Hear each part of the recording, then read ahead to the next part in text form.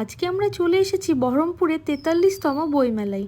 ঢোকার মুখে এখানে একটা সেলফি কর্নার করেছে, যেখানে আমিও বাদ যাইনি পোজ দিতে।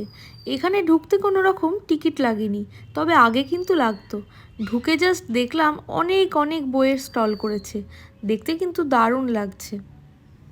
প্রথমে তো আমি মাঠের মাঝখানে দাঁড়িয়ে কিছু জনের জন্য ওয়েট করছিলাম, তারা এলে একসাথে আমরা বইগুলো দেখতে শুরু করব। আর চারিদিকটা দেখছিলাম যে কোন দিকটা থেকে শুরু করলে ভালো হয়। তো চলো দেখা যাক। ছোটদের কিশলয় বর্ণপরিচয় থেকে শুরু করে নানান মহান মানুষের আত্মকথা, উপন্যাস, তারপরে একাডেমিক বুক, কিছুই বাদ নেই। প্রচুর বইয়ের স্টক। আমি তো চারিদিকটা দেখতে দেখতে কোনটা যে কিনবো আর কিনবো না পুরো কনফিউজড হয়ে গেছিলাম।